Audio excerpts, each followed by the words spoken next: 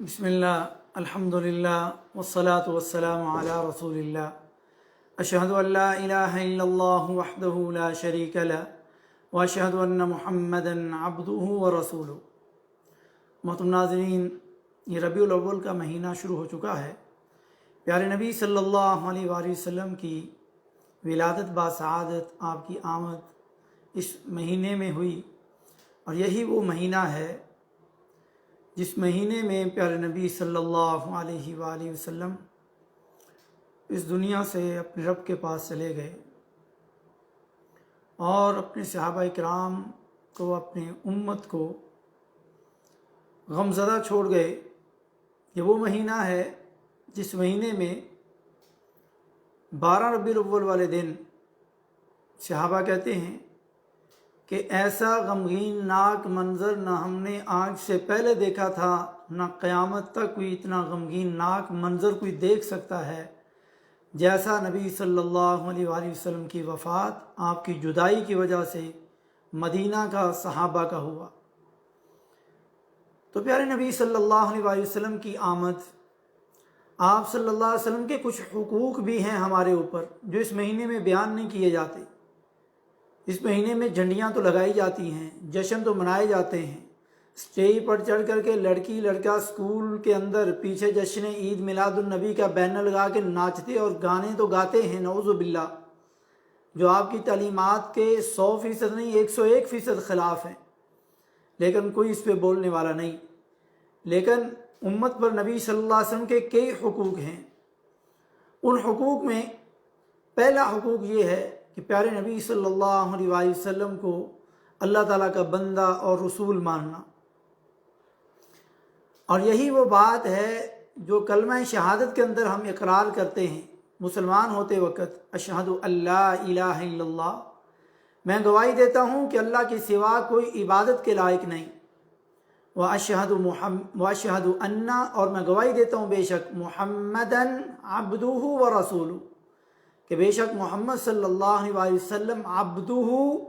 اس اللہ کے بندے ہیں، ورسولہ، اور اس اللہ کے رسول ہیں۔ یعنی دو چیزیں دوسرے حصے میں،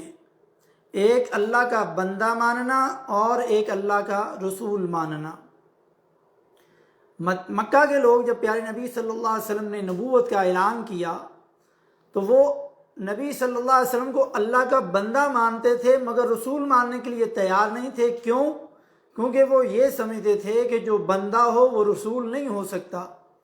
اگر اس کو رسول ہونا تھا تو اللہ تعالیٰ کوئی فرشتہ بھیجتے، کوئی جن بھیجتے، کوئی اور مخلوق ہوتی۔ ہم میں سے ہمارا پوتا دوتا، ہمارا رشتہ دار، ہمارا بھتیجا وغیرہ، یہ کیسے نبی ہو سکتا ہے؟ کیونکہ یہ تو ہم جیسا ہے، نبی ہے، ہم جیسا انسان ہے، اور انسان نبی نہیں ہو سکتا۔ اس لیے ہر انسان کو مسلمان ہوتے وقت یہ بات دہرانی پڑتی ہے، کوئی یہ گواہی دے کہ محمد صلی اللہ علیہ وسلم اللہ کے بندے بھی ہیں اور اللہ کے رسول بھی ہیں۔ اور قرآن پاک نے سورۃ التغابن کی 8 نمبر آیت میں فرمایا فَآمِنُوا بِاللَّهِ وَرَسُولِهِ، لہذا تم اللہ پر، اس کے رسول پر ایمان لاؤ، وَالنُّورِ الَّذِي أَنزَلْنَا، اور اس نور پر یعنی اس قرآن پر ایمان لاؤ جو ہم نے نازل کیا ہے، وَاللَّهُ بِمَا تَعْمَلُونَ خَبِيرٌ، اور تم جو کچھ کرتے ہو اللہ تعالیٰ اس سے باخبر ہے۔ اور اسی طرح اللہ تعالیٰ نے سورۃ الاعراف کی 158 نمبر آیت میں فرمایا قل، اے میرے نبی فرما دیجئے، یا ایہا الناس، اے دنیا جہاں کے لوگو، انی رسول اللہ الیکم جمیعا، میں آسمانوں و زمین کی تم سب کے سب یہ مان لو کہ میں اللہ کا رسول تمہاری طرف ہوں، الذی لہ ملک السماوات والارض، جو آسمانوں اور زمین کی سلطنت کا مالک ہے، لا الہ الا ہو، اس کے بغیر کوئی معبود نہیں، ہوا یحیی و یمیت، وہی زندہ کرتا ہے، وہی مارتا ہے، فآمنوا باللہ ورسولہ، لہذا اللہ اس کے رسول النبی الامی، نبی امی پر ایمان لاؤ، الذی یؤمن باللہ وکلماتہ، وَاتَّبِعُوهُ لَعَلَّكُمْ تَهْتَدُونَ۔ جو اللہ اس کے ارشادات پر ایمان لاتا ہے اور اس کی اتباع کرتا ہے تو ہدایت اسی کے لیے، وہی ہدایت پا سکتا ہے۔ لہذا نبی کریم صلی اللہ علیہ وسلم کی نبوت و رسالت پر ایمان لانا اور آپ جو دین لے کر کے آئے اسے سچے دل سے قبول کرنا، یہ فرض ہے، لازمی ہے، واجب ہے، کیونکہ اسی پر انسان کی نجات موقوف ہے۔ یاد رہے کہ پیارے نبی صلی اللہ علیہ وسلم نے آپ کو دیکھنے یاد رہے کہ آقا حضرت صلی اللہ علیہ وسلم نے آپ کو دیکھنے کے بعد آپ پر ایمان لانے والوں کو ایک مرتبہ بشارت دی۔ یاد رہے کہ پیارے نبی صلی اللہ علیہ وسلم کو جس نے دیکھا، آپ صلی اللہ علیہ وسلم نے ان کو ایک، اور جنہوں نے آپ کو نہیں دیکھا بغیر دیکھے ایمان لائے، یعنی صحابہ کے بعد والے لوگ، آپ صلی اللہ علیہ وسلم نے ان کو 7 مرتبہ بشارت دی۔ جیسا کہ حضرت ابو امامہ رضی اللہ تعالیٰ عنہ بیان کرتے ہیں کہ رسول اللہ صلی اللہ علیہ وسلم نے فرمایا، طوبیٰ لمن رآنی وآمن بی، خوشخبری ہے اس شخص کے لیے جس نے مجھے دیکھا اور مجھ پر ایمان لایا۔ وطوبیٰ 7 مرات لمن لم یرانی وآمن بی، اور 7 مرتبہ خوشخبری ہے اس شخص کے لیے جس نے مجھے دیکھا تو نہیں لیکن مجھ پر ایمان لایا۔ یہ سلسلہ صحیحہ کی 1241 نمبر حدیث ہے، اور آپ جانتے ہیں کہ یہ کتاب کا نام ہی صحیح ہے، جس کے اندر ساری صحیح حدیثیں ہیں۔ اور حضرت ابو ہریرہ رضی اللہ تعالیٰ عنہ کا بیان ہے کہ رسول اللہ صلی اللہ علیہ وسلم نے ارشاد فرمایا، والذی نفس محمد بیدہ لا يسمع بی احد من هذه الامہ یہودی ولا نصرانی ثم يموت ولم يؤمن بالذی ارسلت به الا كان من اصحاب النار۔ صحیح مسلم کی 153 نمبر حدیث ہے۔ آپ صلی اللہ علیہ وسلم نے فرمایا، اس ذات کی قسم ہے جس کے ہاتھ میں محمد صلی اللہ علیہ وسلم کی جان ہے، اس امت کا کوئی شخص چاہے وہ یہودی ہو یا عیسائی ہو میرے بارے میں سنے اور پھر اس حالت میں اس کی موت آ جائے کہ وہ اس شریعت پر مجھ پر ایمان نہ لائے جسے دے کر کے مجھے بھیجا گیا ہے، تو وہ یقیناً جہنم والوں میں سے ہے۔ واضح رہے کہ ہم پیارے نبی صلی اللہ علیہ وسلم کو اللہ تعالیٰ کا بندہ یعنی بندگی کرنے والا اس لیے کہتے ہیں کہ خود اللہ تعالیٰ نے آپ کو اپنا بندہ قرار دیا ہے۔ آپ کو اللہ تعالیٰ نے آسمانوں کی سیر کروائی، معراج کروائی، اور آپ جانتے ہیں کہ مشہور آیت ہے 15ویں پارے کی پہلی آیت سورۃ الاسراء کی، اللہ تعالیٰ نے فرمایا سبحان الذی اسریٰ بعبدہ۔ یہاں پر اللہ نے کیا لفظ لایا؟ بعبدہ۔ یہ نہیں کہا سبحان الذی اسریٰ برسولہ یا بنبیہ، یہ نہیں کہا سبحان الذی اسریٰ بنبیہ، نہیں، رسول اور نبی میں نہیں مسئلہ ہے انسان ہونے میں، جو مکہ والے ماننے کے لیے تیار نہیں تھی، یہ تو بندہ ہے، بندہ کیسے رسول ہو سکتا ہے؟ تو اللہ تعالیٰ نے پھر یہاں پر اپنے بندے کا نام لیا۔ یہ جو صفت ہے یہ اللہ کو بڑی پسند ہے، بندگی کرنے والی، تو اللہ تعالیٰ نے وہ صفت یہاں پر لائی مکہ والوں کو دکھانے کے لیے، پوری دنیا کے لوگوں کے عقیدوں کو صحیح کرنے کے لیے کہ رسول ہے لیکن بندہ ہے، انسان ہے، بشر ہے۔ فرمایا سبحان الذی، پاک ہے وہ ذات، اسریٰ بعبدہ لیلا من المسجد الحرام الی المسجد الاقصی، جس نے اپنے بندے کو رات کے کچھ حصے میں مسجد حرام سے مسجد اقصی تک کی سیر کروائی۔ اور خود رسول اللہ صلی اللہ علیہ وسلم کا ارشاد ہے، انما انا عبد، بے شک میں اللہ کا بندہ ہوں،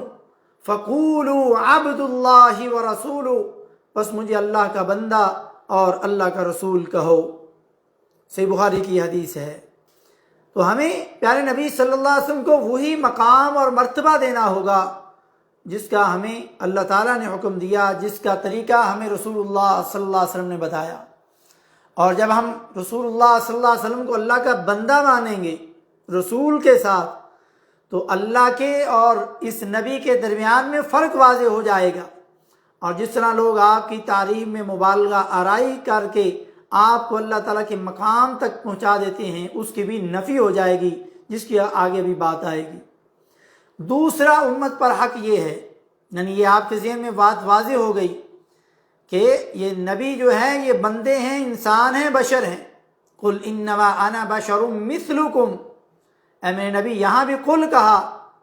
اور میں عام طور پر کہتا ہوں جہاں بھی لفظ قل ہے وہاں پر عقیدے کی بات ہے، کوئی ایسی بات ہے جو امت میں اختلاف ہو سکتا تھا،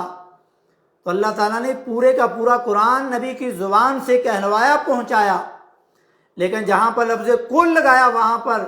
یوں سمجھ لیجئے امت پر یہ چیز اور واضح کرنے کے لیے کہ میرے نبی آپ اپنی زبان اقدس سے بتا دیجئے، یہ فرما دیجئے، یہ لوگوں کو سمجھا دیجئے، انما انا بشر مثلکم، کہ میں تمہاری طرح کا ایک انسان ہوں۔ لیکن تمہاری طرح کا انسان کیا ہے؟ یوحی الی انما الہکم الہ واحد، لیکن میرے اور تمہارے درمیان جو فرق ہے وہ رتبے اور مقام کا ہے کہ اللہ نے میرے اوپر وحی نازل کی کہ اللہ کے سوا کوئی عبادت کے لائق نہیں۔ یہ جو فرق ہے اس فرق کو کوئی نہیں پہنچ سکتا۔ لیکن جس طرح تم سوتے ہو میں بھی سوتا ہوں، تم اٹھتے ہو میں بھی اٹھتا ہوں، تم شادیاں کرتے ہو میں بھی شادی کرتا ہوں، تمہیں تکلیف ہوتی ہے مجھے بھی، تمہیں بخار اور مرض لاحق ہوتا ہے مجھے بھی، تمہیں واش روم جانے کی حاجت ہوتی ہے مجھے بھی، شادی اور بچوں کی، یعنی جو ایک انسان کے ساتھ تمام حاجات ہیں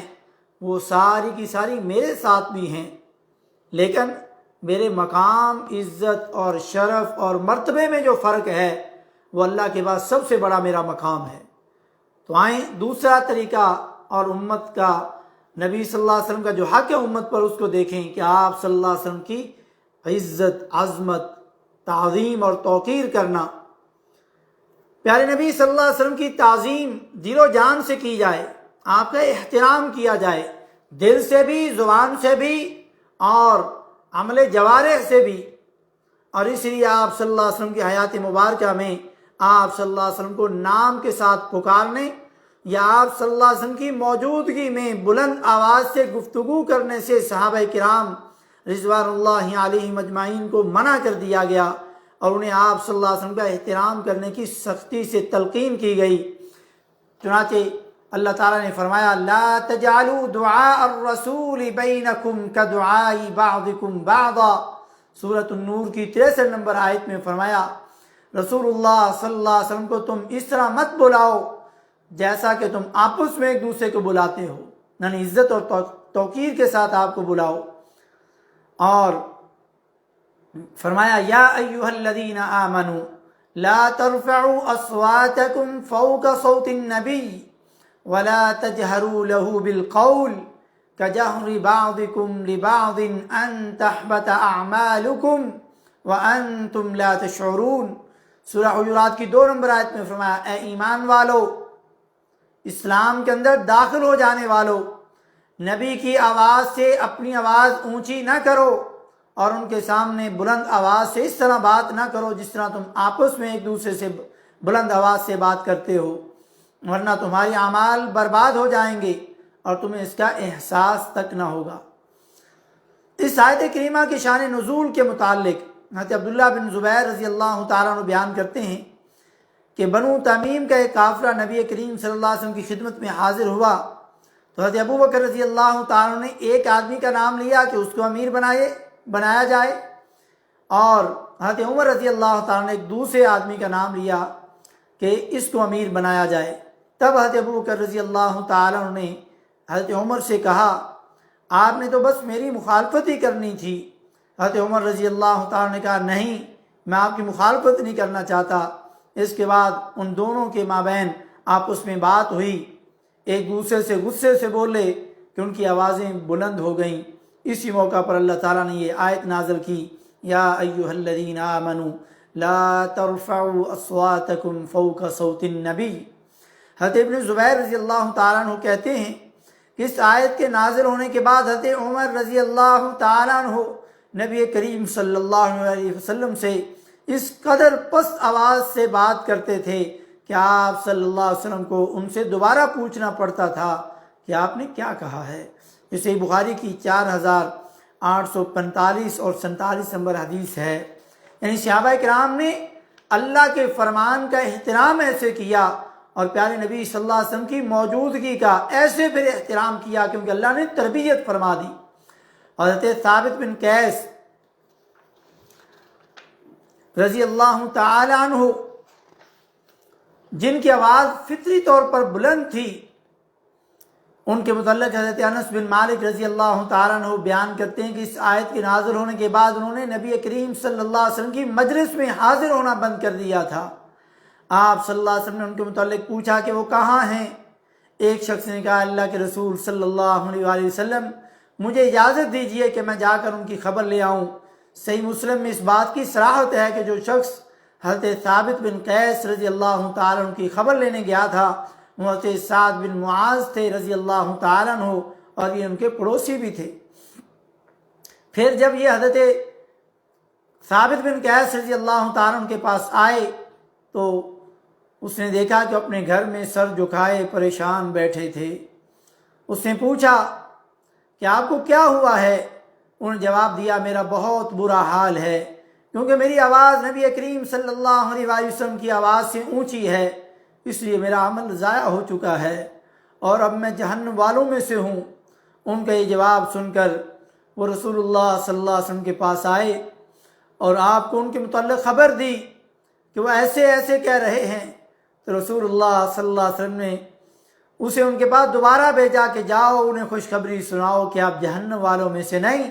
بلکہ آپ تو جنت والوں میں سے ہیں۔ صحیح بخاری کی 4846 نمبر حدیث ہے۔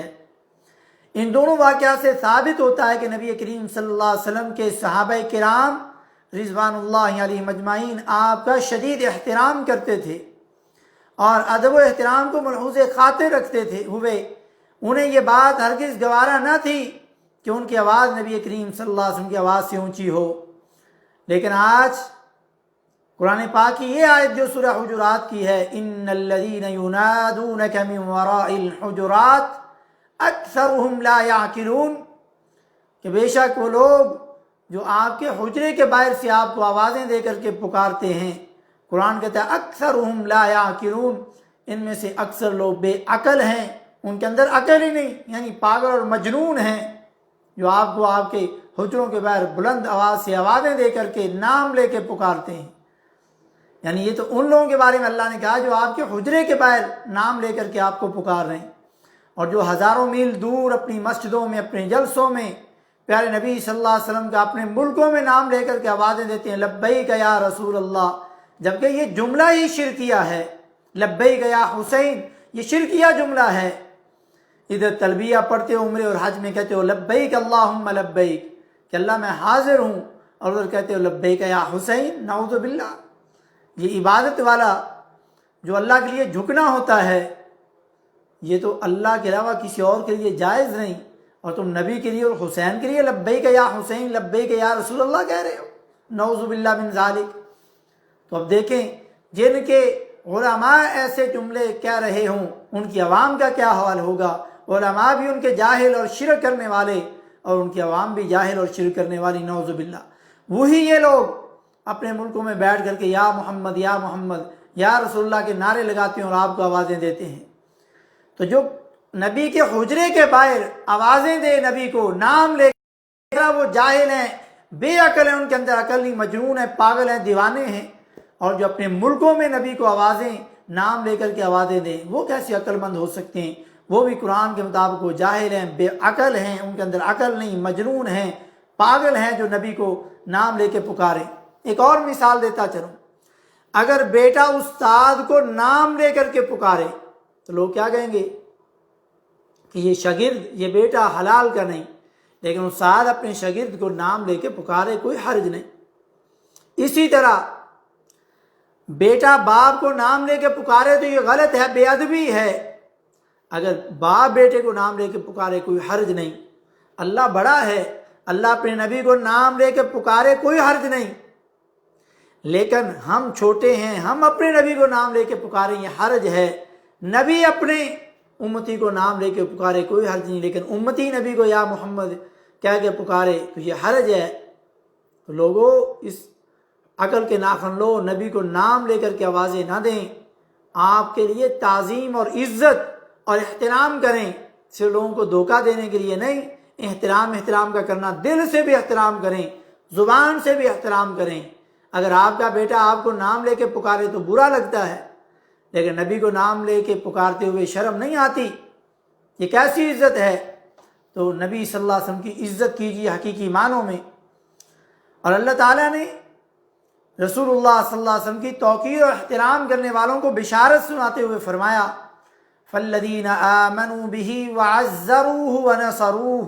واتبعوا النور الذی انزل معہ اولئک هم المفلحون۔ لہذا جو لوگ اس نبی پر ایمان لاتے ہیں اور ان کی تعظیم اور مدد کرتے ہیں اور اس نور کی اتباع کرتے ہیں جو ان پر اتارا گیا ہے، یعنی قرآن پاک، ایسے لوگ ہی کامیابی پانے والے ہیں۔ سورہ اعراف کی 157 نمبر آیت میں، اور سورۃ الفتح کی 8 اور 9 نمبر آیت میں فرمایا اِنَّا أَرْسَلْنَاكَ شَاهِدًا وَمُبَشِّرًا وَنَذِيرًا لِتُؤْمِنُوا بِاللَّهِ وَرَسُولِهِ وَتُعَزِّرُوهُ وَتُوَقِّرُوهُ وَتُسَبِّحُوهُ بُكْرَةً وَأَصِيلًا۔ یقیناً ہم نے تجھے گواہی دینے والا، خوشخبری سنانے والا اور ڈرانے والا بنا بھیجا ہے تاکہ اے مسلمانوں تم اللہ اس کے رسول پر ایمان لاؤ اور اس کی مدد کرو اور اس کا ادب کرو اور صبح و شام اس اللہ کی تسبیح بیان کرو۔ محترم اسلامی بھائیوں، یہ بات یاد رکھو کہ آپ صلی اللہ علیہ وسلم کی تعظیم کا لازمی تقاضا یہ ہے کہ آپ صلی اللہ علیہ وسلم نے جو دین امت تک پہنچایا اسے کامل تصور کیا جائے اور اس میں کسی قسم کی کمی بیشی کو درست نہ سمجھا جائے، اور آپ صلی اللہ علیہ وسلم نے جن کاموں کے کرنے کا حکم دیا ان پر عمل کیا جائے، جن کاموں سے منع کیا ان سے پرہیز کیا جائے، آپ کی سنت مبارکہ کو زندہ کیا جائے، آپ صلی اللہ علیہ وسلم کی دعوت توحید کو خوب پھیلایا جائے، شرک و بدعات کے خلاف جہاد کیا جائے، جیسے نبی صلی اللہ علیہ وسلم نے اس توحید کی خاطر پتھر کھائے،